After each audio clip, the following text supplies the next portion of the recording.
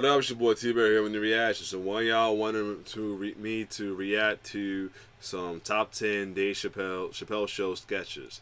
I think I did top 10 Dave Chappelle moments a while back. Did y'all comment that on? Let me double check real quick. Shout out to y'all. Shout out to those who follow me though, for real. Like faithfully follow me though. The fact that I don't have like a lot of viewers and shit like that. Let me see. Somebody, I'm trying to remember who. Yeah, Brittany Cook. This is on my top 10 Dave Chappelle moments. So this is top 10 Dave Chappelle show sketches. So without further ado, let's check it out. This is from Watch Mojo.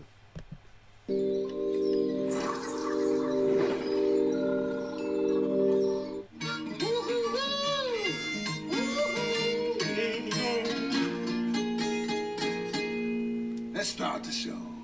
You can't have a conversation about sketch comedy series without mentioning this comedian's short-lived show. Well, shit, if you was here a little bit more. McDonald's is tearing his family apart. Welcome to WatchMojo.com, and today we're counting down our picks for the top 10 sketches from Chappelle's show. Come on, Nick. Yo, nigga, come on. It's me. It's Dave. We black actors, man. We gotta stick together. We black actors. For this list, we're taking a look at the defining sketches from this acclaimed comedy show that was never afraid to tackle society's most controversial hot topics. So call us, because at the end of the day, Who's Wu-Tang Clan ain't nothing to fuck with.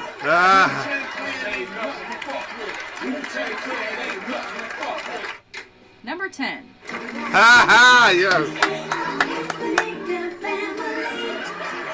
When it comes to racial slurs, is it the word itself that makes it offensive or the context? Chappelle, being the inquisitive host he was, decided to explore this concept the only way he knew how. Is Tim still asleep? I think so. He sure is one lazy nigger. This controversial sketch features a suburban white family that just so happens to carry an unfortunate last name, which, as you can imagine, makes for some more than interesting scenarios and double entendres. Jenny has a date tonight with a nigger boy from school. What? Oh, God, no. No, Teddy, that's his name. Timmy Nigger. Oh, of course. Behind the comedy, the sketch speaks volumes about our society's social conditioning and what we consider politically incorrect. Something sure smells good. You niggas cooking? We sure are. There's some leftover bacon if you'd like some. Ooh, none for me. I know better than to get between a nigga and their pork. Number 9. Fun with this Making kid. the Band. Yes. The bad news is that I'm shutting down the studio. The good news is that I just saved a lot of money on my car insurance. Reality TV shows do a pretty good job at making fun of themselves on their own, but that doesn't quite save it from Chappelle's critique. Go out there and get daddy a hit. I'm gonna take a nap.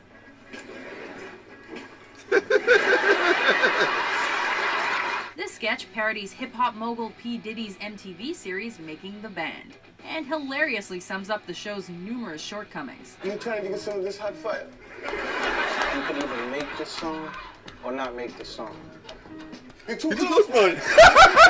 The selected band members never seem to get to record any music, and their boss's random assignments do nothing but lead the team astray. You can live here, you can record here, you can be band boy artists here, but if you want to do it, first y'all gotta walk to Queens and give me a sugar cookie.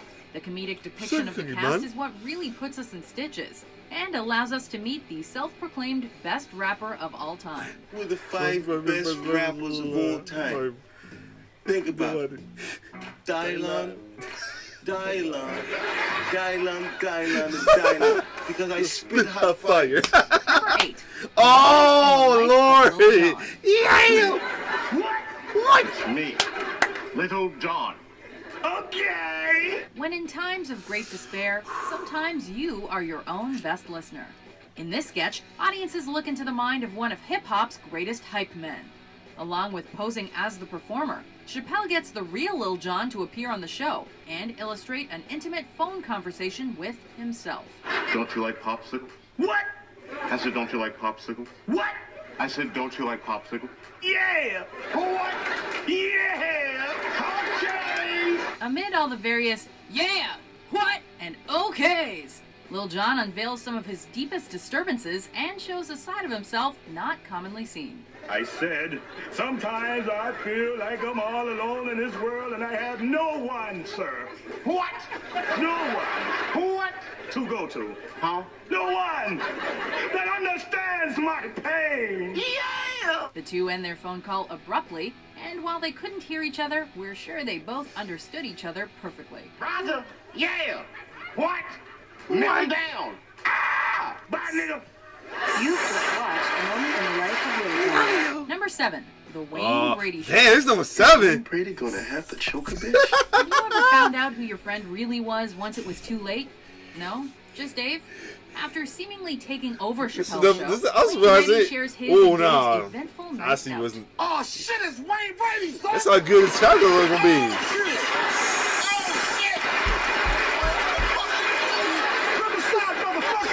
Contrary to the joyful and charismatic straight arrow Brady portrays on television, the comedian is soon revealed to be a homicidal pimp with a short temper. She is not gonna believe that this happened. That's because she is never gonna know about it, bitch. What? Throughout their drive, Brady coerces Dave to take drugs, to become an accessory to murder, and to listen to his delusions of grandeur. Take it. Come on, smoke it. I don't want to smoke. This is not an option, nigga. If you do not smoke this, we have a problem.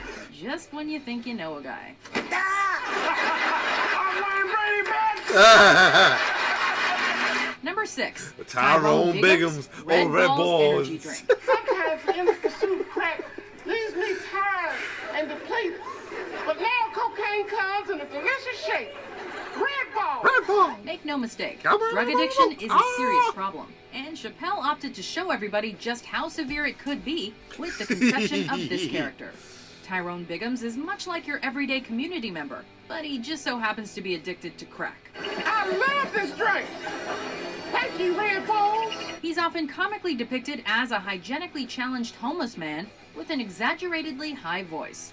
His various skits have shown him sponsoring a cocaine-infused energy drink, Cocaine in a can, baby! speaking to an elementary class on the dangers of the drug, Drugs and alcohol have ruined my life. being featured on Fear Factor, There's never back to Joe Rogan. I'm trying to get some crack rocks. and even attending a less than successful drug intervention. Is this a 5 o'clock free crack giveaway? Shazam! Shazam! Number 5, Reparations 2003. FUBU is now the world's largest corporation after merging with Kentucky Fried Chicken. This is another amazing development on an already amazing day, Chuck. If you're a fan of this comedian's work, then you recognize how keen he is on hypotheticals. This sketch entertains the idea of how the U.S. would react if African Americans received $1 trillion in reparations for slavery. Folks, I am happy to report that the recession is now officially over, and we have nobody to thank but all these black people with their taste for expensive clothes, fancy cars, and of course, gaudy jewelry. As reported by anchorman Chuck Taylor and his team, the country gets flipped on its head as various stocks on Wall Street skyrocket. Sprint stock has skyrocketed after the news that 2 million delinquent phone bills have been paid just this morning. Crime drops to 0%. The crime rate has fallen to 0%. How could that be? Did the Mexicans get money today, too? And Bill Gates gets dethroned as the world's richest man by Harlem resident Tron. Bill Gates has been overtaken. By whom, you ask? A Harlem resident named simply Tron. Number 4. Oh, yeah! Unbelievable. Colin Powell and Condoleezza Rice now officially white. OJ black again. What a day. Racial ambiguity can be a beautiful thing. Look, but that random Muhammad confusing. robot dance was killer. In an attempt to resolve validation. some of the biggest questions regarding biracial athletes and celebrities, Chappelle hosted the first and most likely only ever racial draft. Okay, guess whose turn it is? White people. Let's see what direction they go in. Halle Berry is still available, as is Mariah Carey's crazy ass. In this, we see star golfer Tiger Woods getting drafted into the black community. I always wanted to say this. For shizzle. Lenny Kravitz becoming fully Jewish. We, the Jewish people, take Lenny Kravitz. And even more ridiculous incidences, such as hip-hop group the Wu-Tang Clan becoming accepted by the Chinese delegation. The Chinese delegation pulling a fast one and choosing the entire Wu-Tang Clan. This is big, boss. Number 3. Charlie Murphy's True Hollywood Stories. Prince. This bores me. I'll repeat it both. Is anyone up for a game of basketball?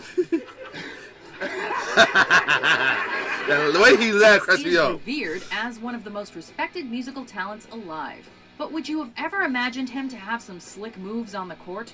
Charlie Murphy didn't, as he returned for another segment of True Hollywood Stories to recite the tale of the day he met Prince. Prince had on it was like a Zorro type outfit. It had the ruffles that come down the front. He had the big perm fluffed out and all that. Murphy recalls the two meeting at a nightclub before retreating to the pop star's personal pad.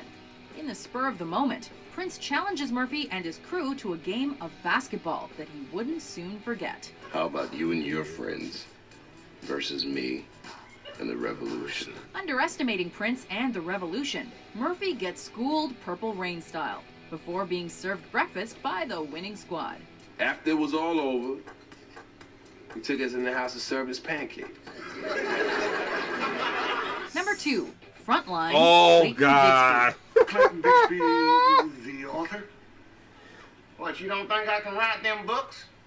Just because I'm blind don't mean I'm dumb. Most comics prefer to tread lightly onto the scene with their television Someone will be number debut, 1. Probably Rick James. Chappelle isn't most comics. With his first episode, Chappelle introduces yet another hilarious hypothetical of a blind African-American man that is raised as a white supremacist. How could this have happened? A black white supremacist. When he finally agrees to an interview with Frontline, Clayton Bigsby's true identity finally reaches the masses. Show us your face. We want to see your face. Who said that? You want to see my face? Clayton, go on, brother. His family and peers have kept the secret from him for his own protection and for the good of the movement. He was the only Negro we'd ever had around here. So we figured we'd make it easier on Clayton by just telling him and all the other blind kids that he was white. However, he finally makes his big reveal at a KKK rally, where the reactions are priceless. His main head slow.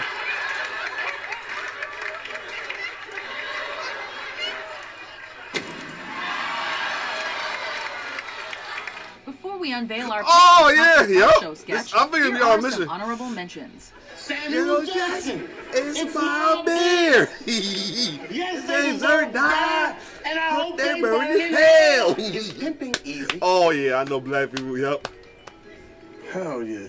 Somehow that is correct. Yeah, yo. Won't you break my head? Better slow motion, y'all.